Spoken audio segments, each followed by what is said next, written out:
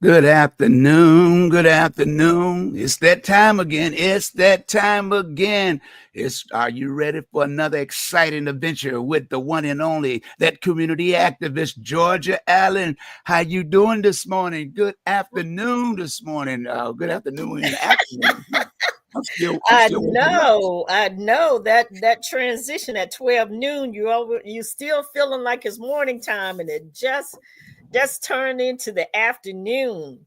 But Yeah. anyway, I'm doing good. I'm doing good. And what about you? How are things going with you, Henderson? I'm doing. I got 2 more months before I got to go back to the doctor before he can remove the stitches and Mm-hmm. get me on my feet and Mm-hmm. it is what it is. But like I tell people, God don't make no mistakes.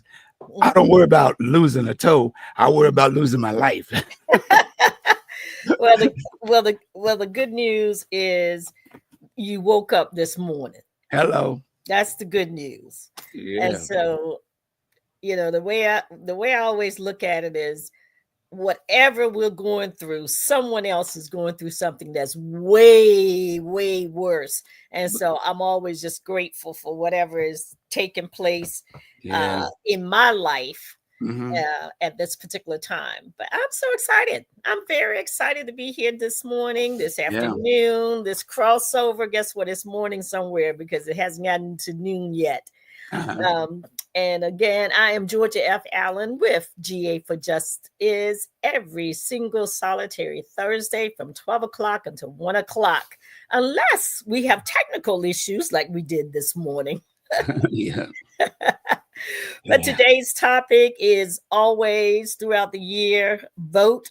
Um, but the specific topic is break the shackles and get out of that box. Break those shackles off. Take them off, y'all. Get out of that box because we've locked ourselves in and didn't and don't recognize the fact that we can be doing much more, much better if we just break out of that box that we're in. If we just break off those shackles that we have. Yeah. Today's KWANZAA principle is KUJICHAGULIA. And I use that because of my topic. It is self-determination. So when you are determined, you can break loose from anything that's out there, anything that's binding you, anything that's holding you back, keeping you down. You can break loose from those shackles. And Kujichagulia, self-determination, means to define ourselves, name ourselves, create for ourselves, and speak for ourselves.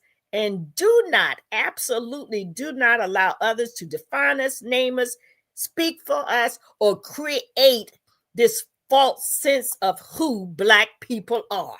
So let's make sure we get that straight. We do Hello. that for ourselves. Today's faith passage is from Joshua 1:9. Be strong and courageous. Do not be frightened and do not be dismayed. I know a lot of people are dismayed. I know people are uncomfortable. They're frightened about whether their Social Security check is going to come in. They're frightened about whether or not they're going to have daycare for their children. They're frightened about all these things. So I just want to remind you, be strong and courageous. Hello.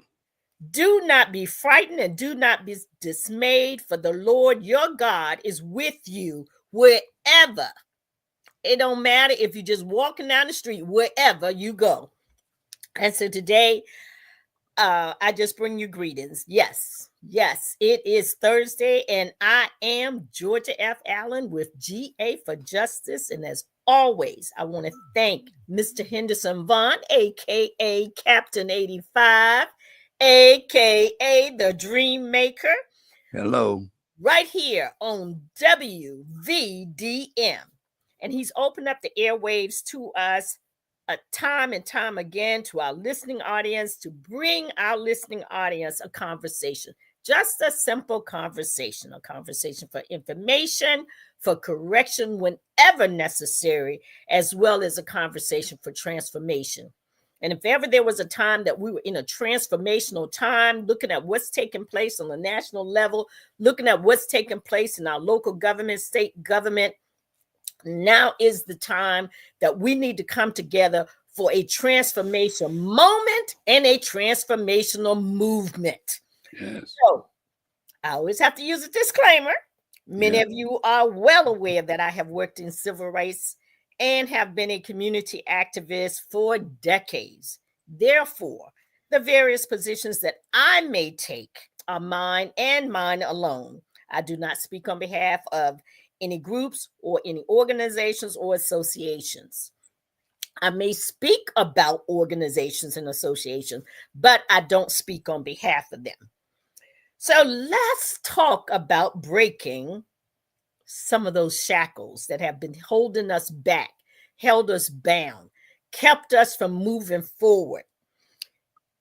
And many of them, as a people, we have been through so much stuff. I mean, just every type of situation that anybody could ever name. And guess what? We're continuing to go through some things. And so we tend to be bound. Sometimes it's just being bound emotionally. We're sensitive, we're upset, and we're letting the shackles bound us emotionally.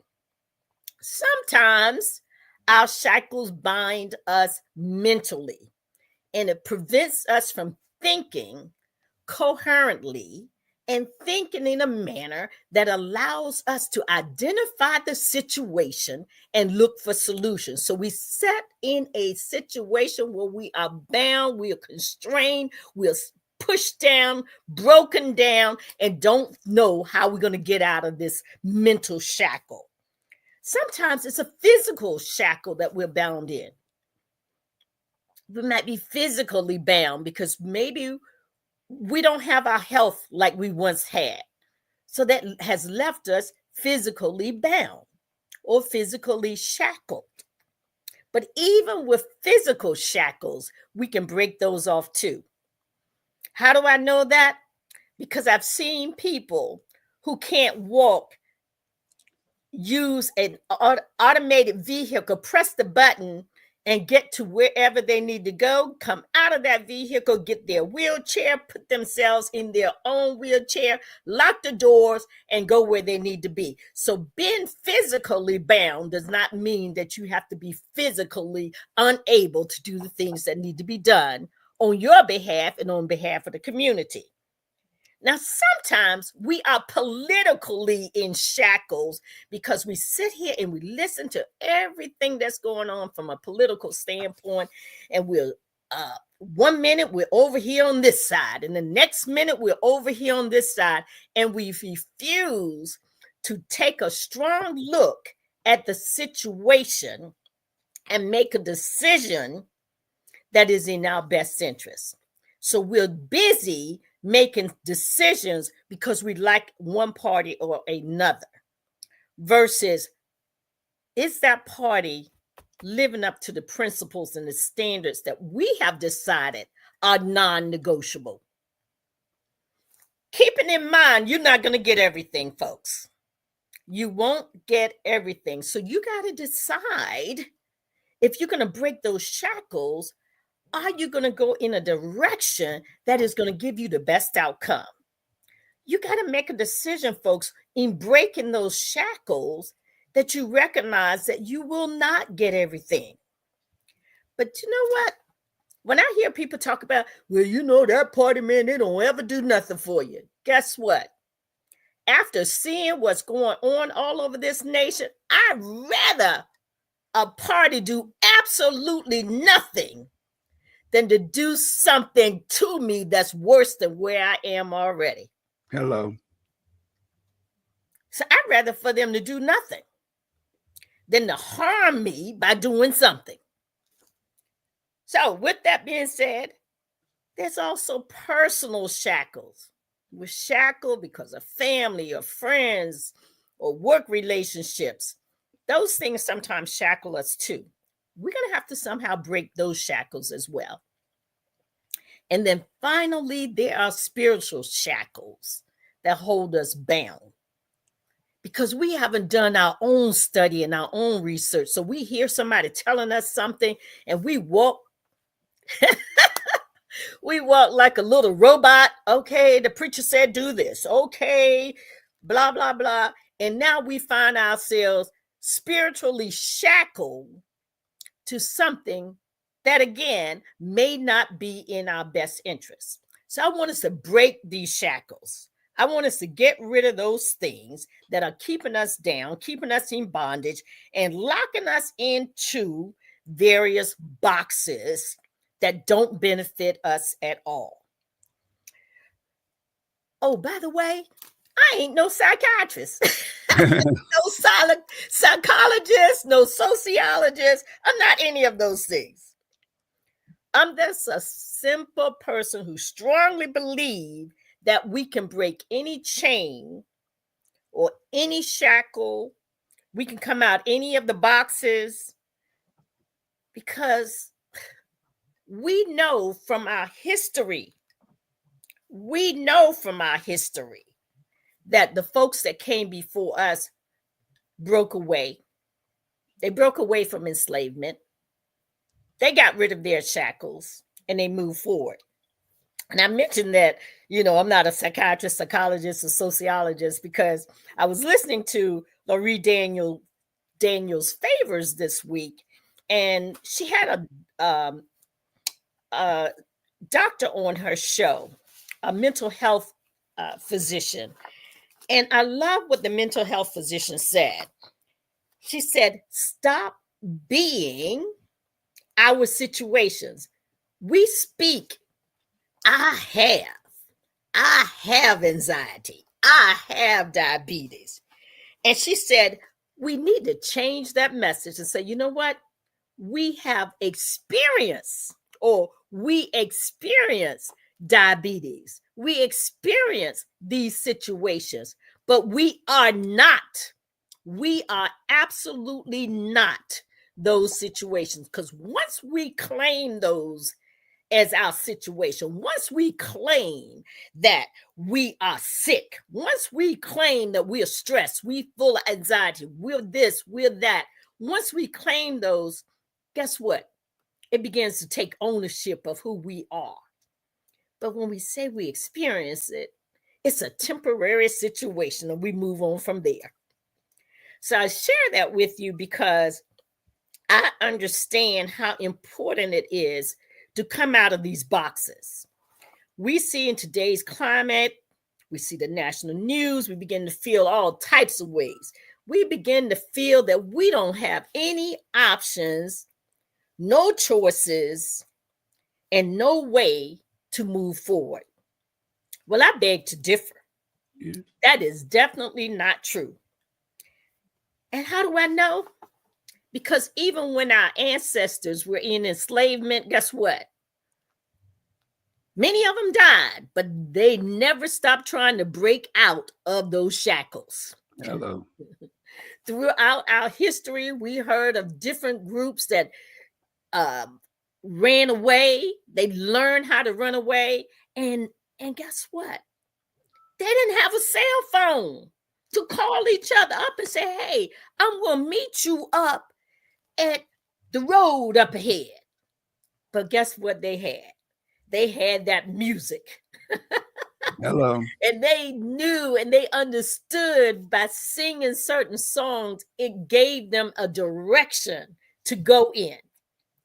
And if they could follow those directions without having a lot of education, if they could follow those directions without having all the resources, then surely we at this particular time can use the resources that we have and form groups and coalitions. Surely with the resources that we have, we can set up our posses. And you know what? We're going to have a number of them. We just can't depend on one.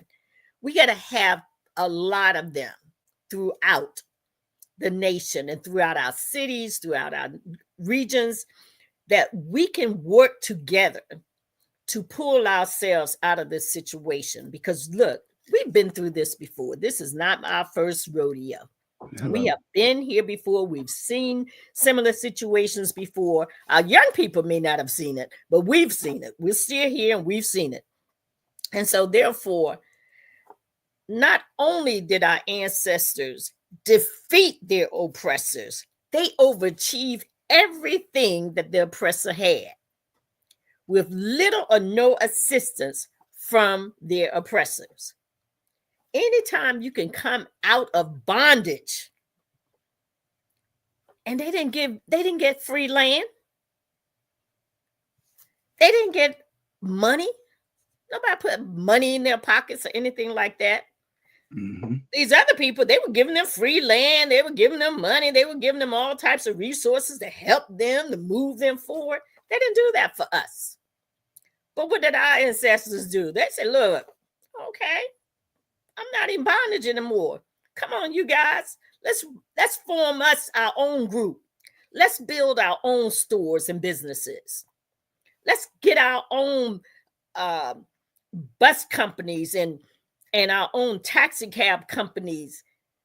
Let's build our own hotel. So when these guys say, you can't stay here, well, guess what? I got my own. I don't need to stay there. Hello. And I say that if we're going to break our shackles, we're going to have to go back and build our own. We're going to have to go back and decide that, guess what? If they want to push back over here, we're going to push back over here. And that's what we need to do. So to my brothers and sisters, it is time for us to get creative and decide what moves you are going to make. What are the moves that we are going to make? In our circle of influence, we need to grow that circle. We cannot keep that circle so tiny. We have to recognize if we're going to get out of this box, if we're going to break these shackles, because they're constantly doing this. This is not the first time they've done this stuff. They've done it again and again and again. It's a new day, a new season, a new time. But the same mindset that was back in the 1800s, in the 1900s, and now in the 2000s, they still exist. They're still out here. So understand that we are up against powers and principalities. Understand who the enemy is. And they want to own everything. Hello. They want to control everything. They want to be all. And so they see all of us as disposable. And it's not just people that look like us. They see the poorest of the poor as disposable too. So they're not just trying to take us out. They're trying to take others out too. And why is it? You say, well, why do they want to do that? Because they formed their own coalition. And they said, this is how much everything is going to cost. Look at Virginia Beach. There is no way underneath the sun with salaries so low that housing should be so high. That's the way. No way. But what did they do? They came together, all of these developers, and they said, well, this is what we're going to charge for this group of housing. This is what we're going to charge for it. And so if all of them have come together and said, okay, the housing is going to start at $250,000 and it's going to go up to 1.5 million. When you're out there looking for a home, that's your range. Yeah. It doesn't matter what your salary is. That is your range. And so when people say, well, you know, that's what it's costing. No, they heard Ronald Reagan say years ago, get what the market will bear. So they come together, they form a coalition, and they decide that the market is going to bear whatever I charge those folk. And if you can't afford it, oh, well, we'll find somebody else who can. And so they began to buy up the properties. I'm sure you get calls all the time. Do you want to sell? No, I do not want to sell. Unless you're planning on giving me $100 million. So not only do I sell my house, I can buy anywhere I want. I can travel anywhere I want. You're talking to the wrong person. Yeah. I'm not selling you my house. And so you want to understand that they decide what the price and the value of houses are. And so they come up with an idea and they come up with a decision and they make a decision that, okay, for this area, we're not selling any houses less than this amount of money. So if you have been looking and you have been saving, you grew up here in this city, and you say, you know what, I want to live over in this area over here so that my children can go to this school. There's a recreation center here. There's a library over here. The police department is right up the street, on and on and on. And you have all your amenities nearby. Well, if all of a sudden they came together and all these developers and builders and everyone came together and said, you know what? We are not building any new housing in this particular section of town less than this amount of money. So understand this. They're trying to take our choices away from us, and they're trying to charge so much that we don't have any options. And then they're doing the same thing with salaries. Well, in the name of land, here it is, 2025. Yeah. And the federal government still hasn't raised the minimum wage past $7.25 an hour. Where can anybody live on the face of this earth and anywhere in the United States on $7.25 an hour? Find a place to live, put food on the table, have to have transportation and whatever. And we don't live in an area where we have great rapid transit. So what does that mean? You are forced to buy a vehicle. So where's the monthly payment going to come from? You also have to have insurance on that vehicle. You also have to put gas in the vehicle. You also have to make sure the vehicle is maintained. So as you can see, folks who are out there, with these major changes where folks are able to go into buildings like the Treasury Department, the Department of Education, go into the Office of Budget and Finance, OMB, go into the Office of Management and Budget. So many acronyms, it's hard to keep up, and start changing things around that impacts all of us and put us in financial strain. Therefore, we're going to have to come up with a countermeasure to offset what these folks are trying to do, because they believe in what they call it collateral damage. They live on collateral damage. They've always done collateral damage. So they know there's so many people that's going to make it and a whole bunch that's going to be collateral damage. So with that being said, we're looking to break the shackles. I'm going to now do announcements and acknowledgments. Okay. Now some of these birthdays going to be last month because there were a few people that I left out last month in January. One of my favorite all-time people is Sister Soldier, born January the 28th, 1964. Angela Davis, January 26, 1944. Oprah Winfrey, January 29th, 1954. And now we're coming to the February birthdays and February events. One of my favorite authors, Langston Hughes, February the 1st. Joseph S. Carter Sr., one of the earliest publishers of African-American dramas. February the 2nd. On February 3rd, Victor LaValle was born. On February the 6th, my man, Bob Marley. I got him around my neck. Got him right here, Bob Marley. February the 6th, along with Melvin B. Tolson, poet, debater, and one-time poet laureate. Born February the 6th. Alice Walker, born February the 9th. And Lori L. Forbes, born February the 10th. And Frederick Douglass, February the 14th. They say February 14th, but people don't know his actual date of birth. But it was in 1818. Now, announcements. So we want to commemorate, celebrate, acknowledge both our ancestors as well as those who continue to live and walk and breathe and be with us right now. On tomorrow night, February the 7th, it's First Friday.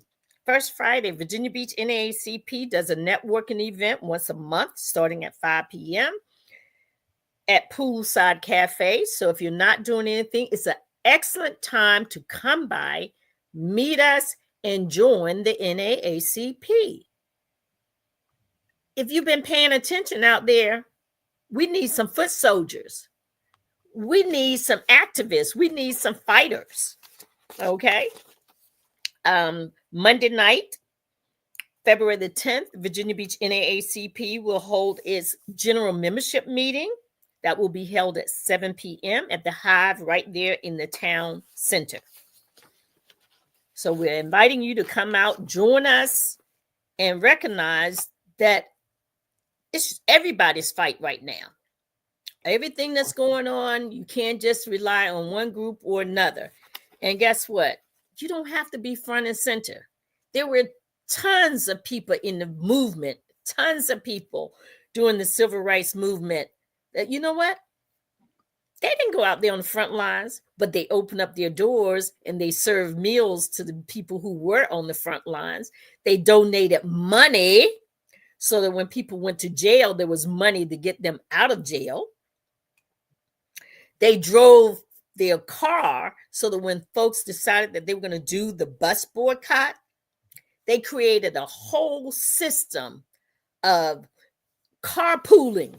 Before there was a word called carpooling, Black folks did a carpool and took people back and forth to where they needed to be. Do you have anything, Henderson? Well, just, recapping on some of the things you said about, us coming together and working together. I mean, I'm on the internet at least about 12, 15 hours a day sometimes. With all the organizations that I'm involved in, I mean, and that might total over to 300 to 400. I mean, 100 million people. Mm-hmm. And people don't understand is if we came together and we just spent $5, don't you know we could make a millionaire every about 5 to 10 millionaires a day? Even more. Right.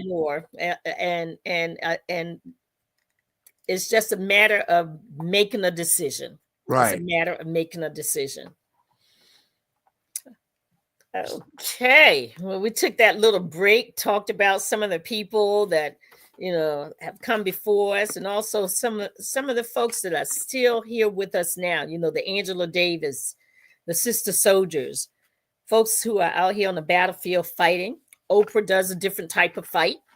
A lot of it is through donations. So you know what? Everybody have their role to play. We may not agree with them 1,000%. We don't have to.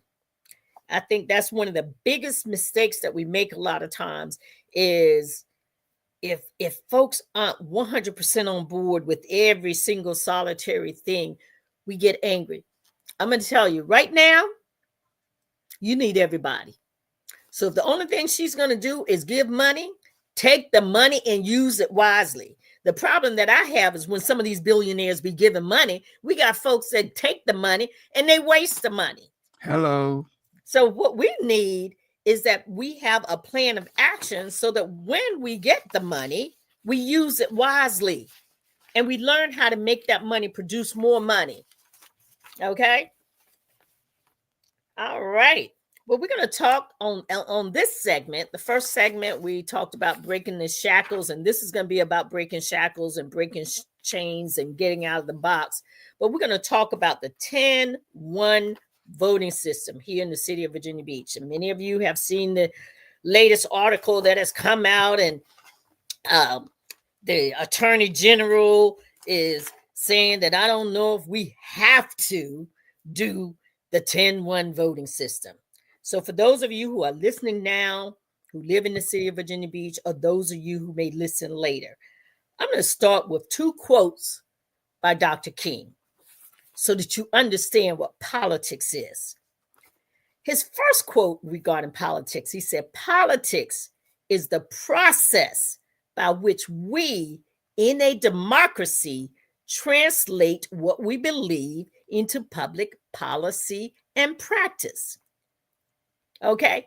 We, the people, work to translate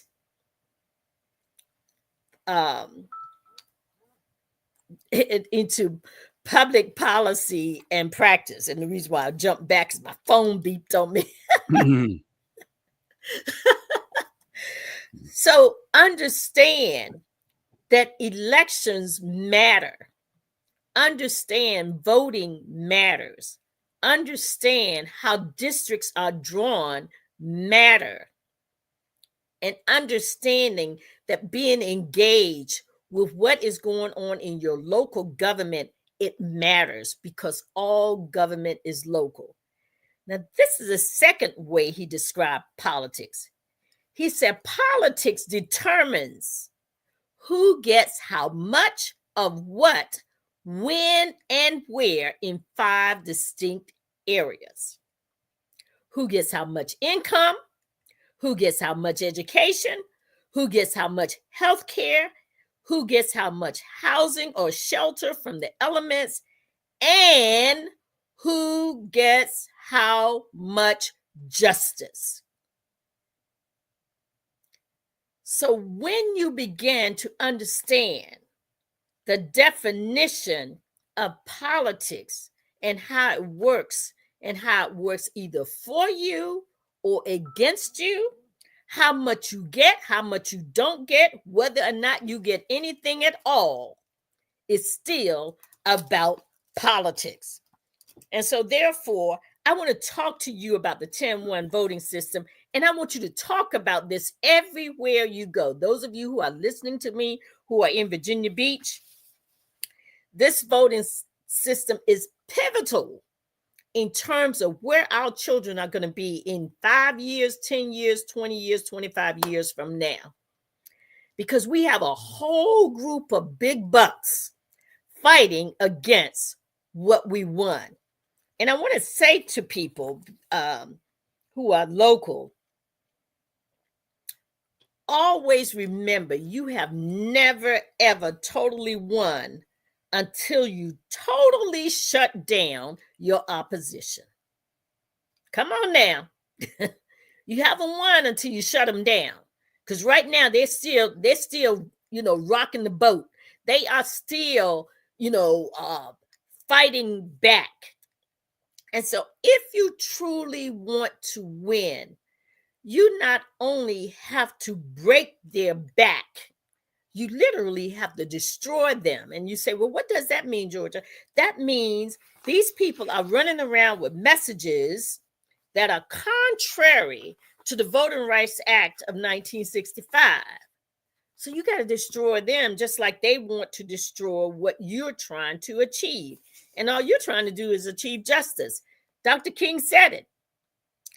Politics determines who gets how much justice. So if you want justice here in the city of Virginia Beach, you're going to have to fight for it. One person or two people can't fight for justice if the rest of you sit down and be in a state of comfort. And you say, well, what's that all about? Well, comfort is a state of relaxation or pleasure. But we need you in a state of contentment. Contentment is a state of happiness and satisfaction, but comfort can be easy to achieve, but it also can make people very lazy. But contentment will be a little bit more difficult to achieve, but it can lead to a deeper sense of enjoyment and fulfillment. If we are working on behalf of our community, we not only have joy, but we also have fulfillment. So I want you guys to have contentment. I want you to fight for justice so that we don't get lazy and we don't sit here and don't move forward. We have a responsibility to move things forward because that's what our ancestors did for us. That is what they did for us. They moved us forward so they could have some contentment. And yes, at the same time, you can get comfortable with some contentment. But if you allow comfort to be your bar, okay, then you will never reach contentment because it makes you lazy. it makes you lazy. And so what I want to do is help you to understand with the 10-1 voting system, it says that we now have the opportunity to elect people of our choice. We have 10 districts.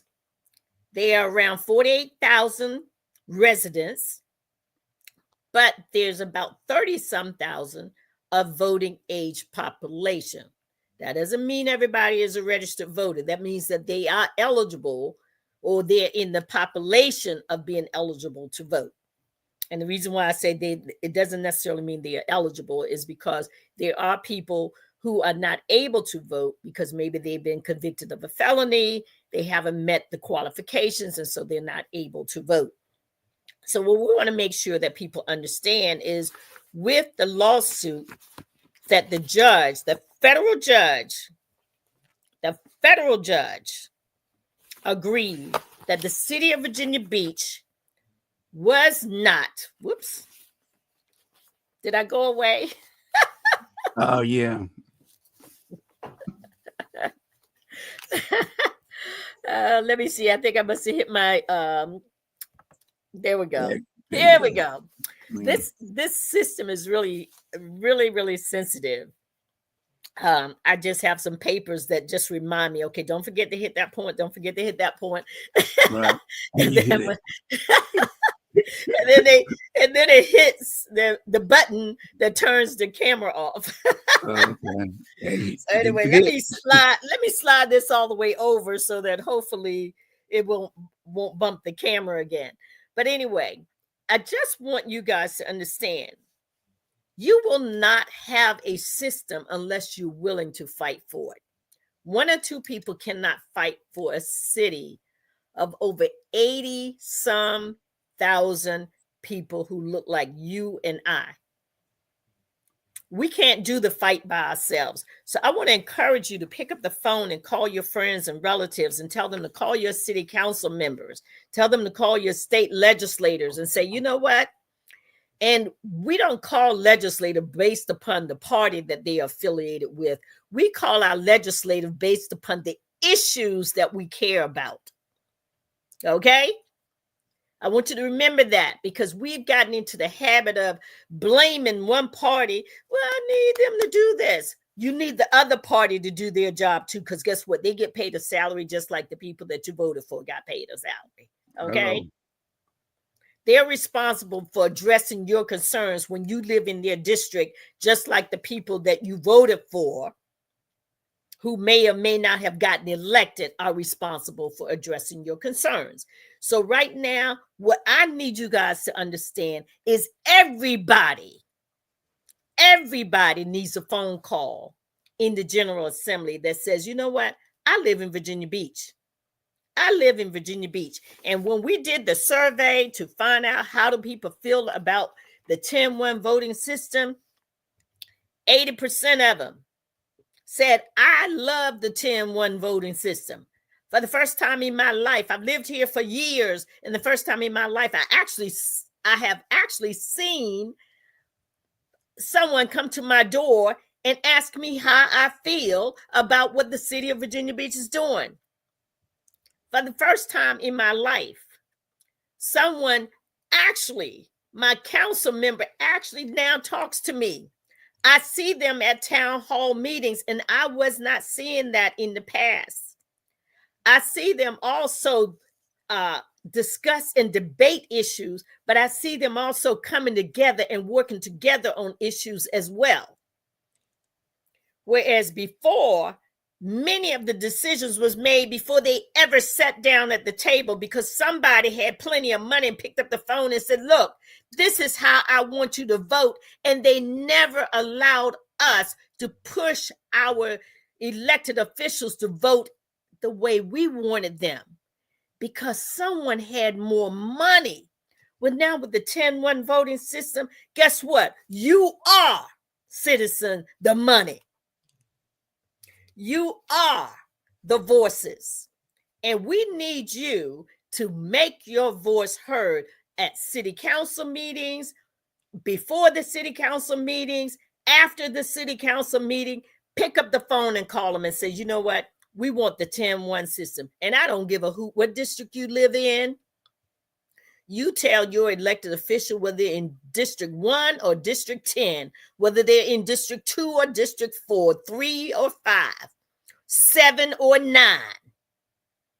You tell them that you want the 10-1 voting system. I need you all over the city of Virginia Beach making phone calls. Those of you who are listening to me now or who will listen to me later, I need you to send this far and wide. I need you to subscribe, and I need you to make this message loud and clear over and over again. Because this has allowed us for the first time in the history of the city to have the most diverse group of people sitting on council. And when I say diverse, I'm talking social, economic, I'm talking age, I'm talking black, white, other, whatever. They are now sitting on the city council in the city of Virginia Beach because we said, we the people in our surveys said, we like this system. And our mayor, we don't care about you calling the governor of the state. I don't care about you calling the attorney general. We don't care. Hey, Bernita, we want 10-1. We want 10-1. 10-1 is for me. It's for my babies. It's for our youth. 10-1 is for us. Okay? And I need y'all to shake the shackles off. I need you to not be afraid to pick up the phone and make your calls. I need you to let these people know that we want 10-1. Can I ask you a question? Yes. Are we still on that subject? Yes, we are. Yes, we are. I don't know if you saw the article that came out. I saw it yesterday evening, or an article came out where our mayor stuck his chest out and called the governor and called the attorney general and wanted to know, do we have to live by the 10-1 system? Do we have any options or whatever? No, you just won't be there next time. Yeah. and rumor has it he's gonna step down in 2 years, and they're just gonna arbitrarily make this guy who's sitting over there in District 8 right now, they're just gonna put him in office. They're just gonna get the votes. Okay, so I need our community and all across the city to know that we're no longer gonna allow these people to decide who's gonna sit on city council, who's gonna be here. We're not doing that anymore. We're not playing that game anymore. We, the people, are making decisions on behalf of our well-being. That's some crazy. Okay? We're making decisions on behalf of our well-being. So I need everybody to pick up the phone, call their friends, call their buddies, call their whatevers, because come down. They need to be down at the city council.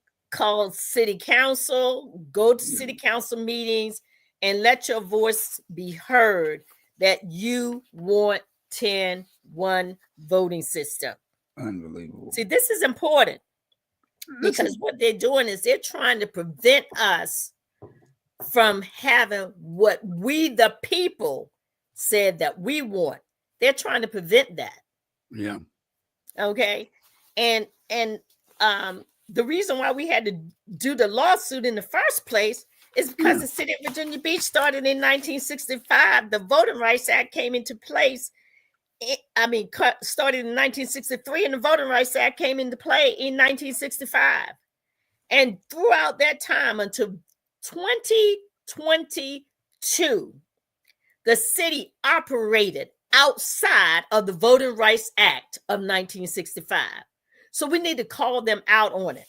Because, see, the Voting Rights Act of 1965 says we should be able to elect candidates of our choice. And we should not only be able to elect them, we should also have the ability to influence the outcome of elections.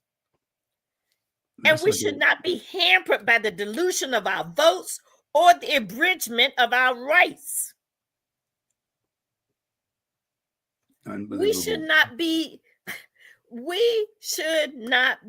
in a situation where we have to be concerned about our votes being diluted.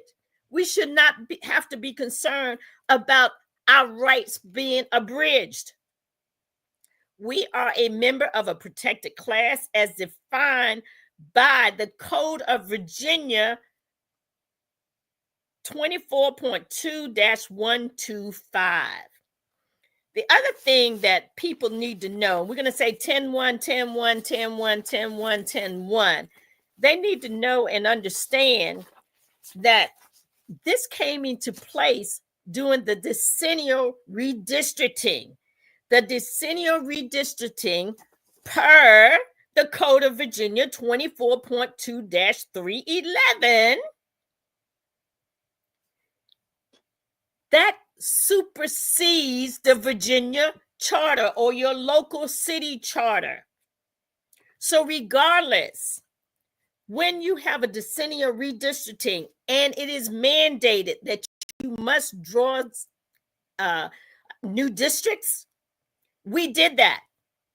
We drew new districts and we drew a new voting system because it was a decennial census that took place. That supersedes. We need people to know it supersedes. So all the charter is a formality. You sign it, you move on. It's simply a formality. And we need to speak to the fact that changing the city charter is a formality. So the fact that our elected officials do not want to follow law, do not want to follow the code that is in writing, and they're, waffling back and forth, we need to call them out on that.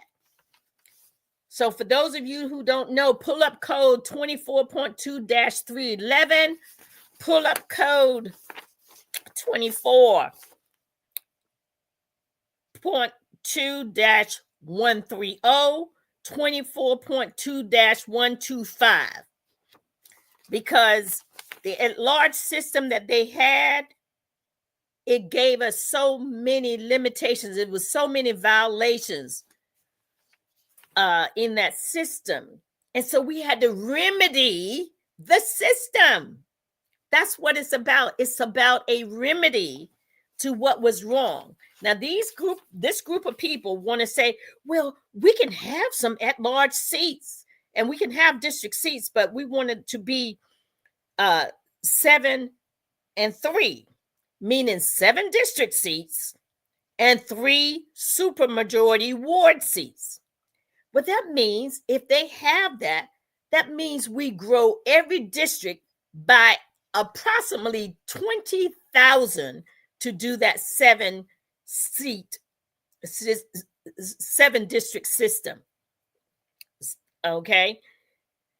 No, people won't have to vote citywide, other than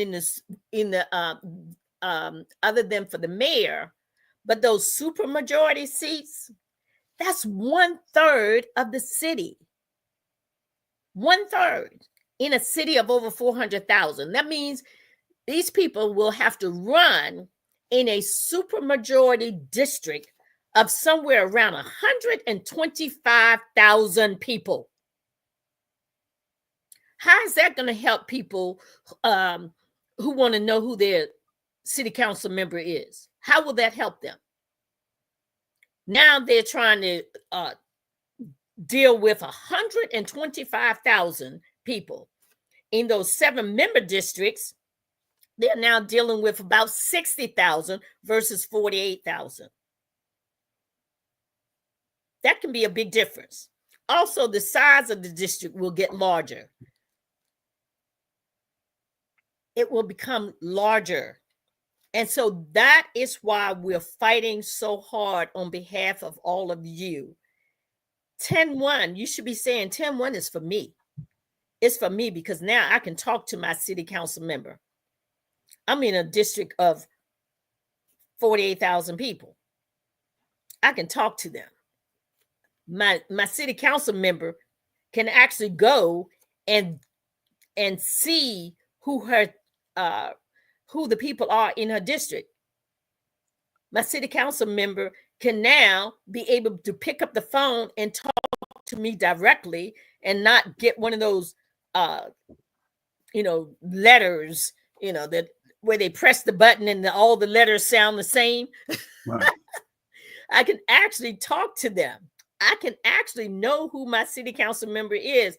I can see them at the grocery store or see them when I'm out and about versus them hibernating somewhere.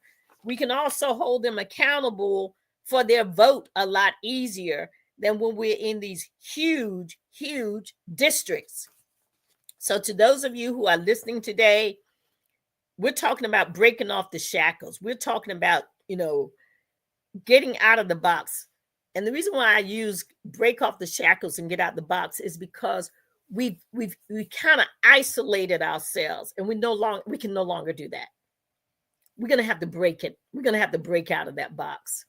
We're going to have to get involved in our community. We're going to have to start building relationships within our community and outside of our community with those who believe the same way that we believe, that it's important that we all have a voice at the table and not just a few. We have to let people know that everyone deserves a voice at the table. And for those of you who feel like, well, it's just only allowing certain people to have representation, that's not true.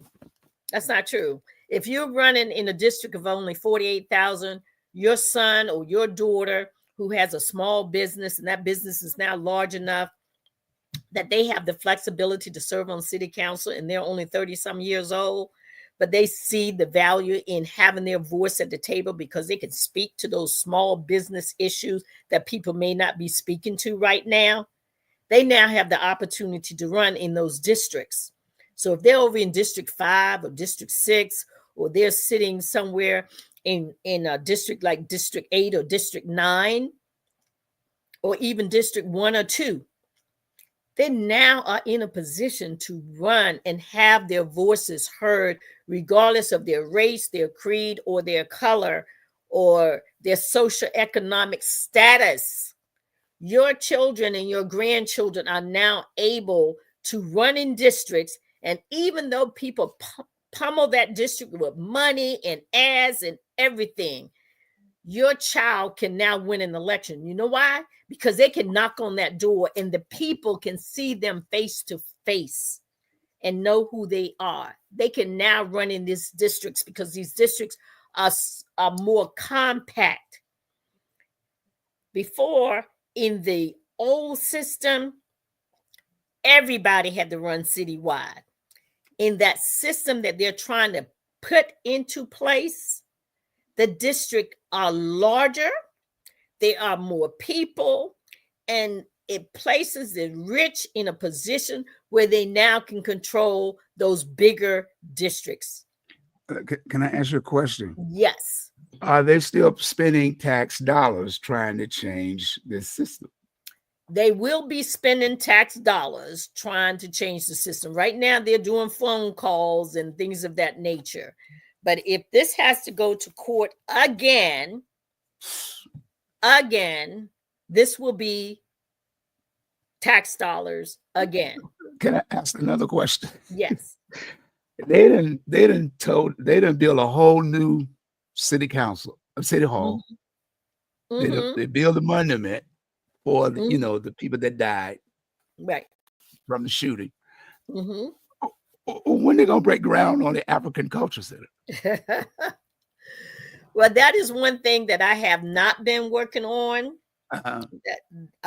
Again, we asked Sister Amelia to champion the African American Culture Center, and she went a little bit far by saying that she was the founder of the African American Culture Center, when all she needed to do was say the Culture Center was founded by Bishop Thurgood, founded by Pastor Poole, founded by Edna Hendricks, founded by all of these persons who originally were the real founders of the African American Culture Center, the George Men's.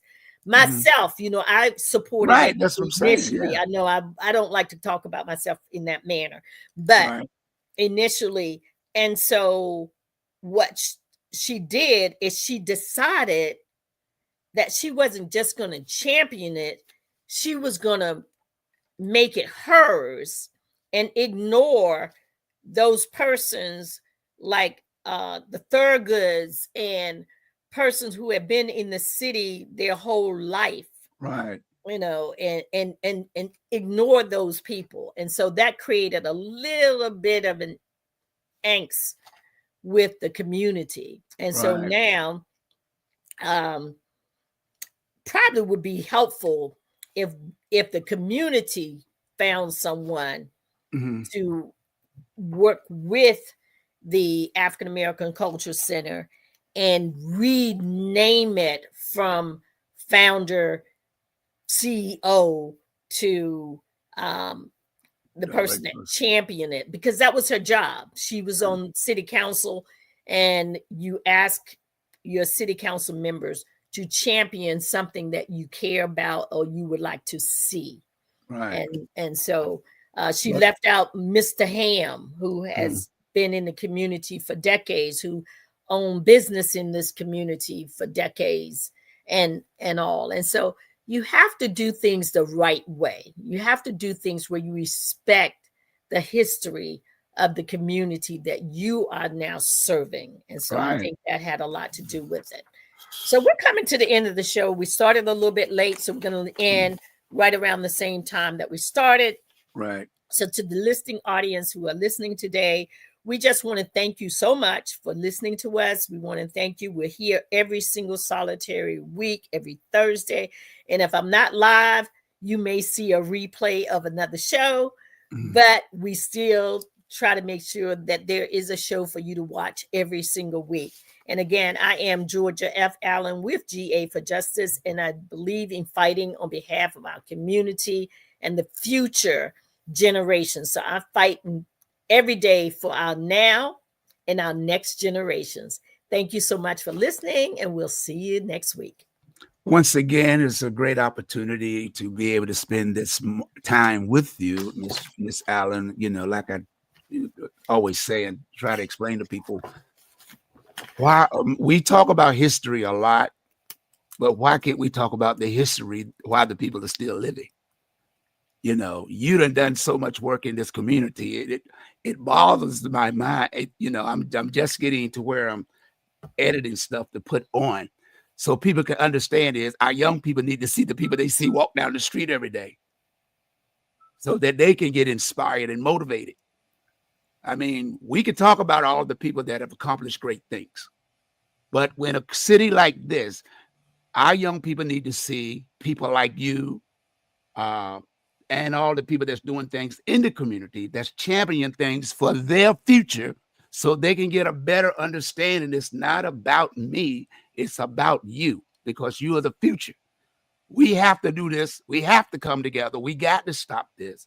And I just want to say thank you for what you're doing. And like I said, champion to do this format on WBDM. Thank you for opening up the airwaves so I can just have a conversation with people. Right.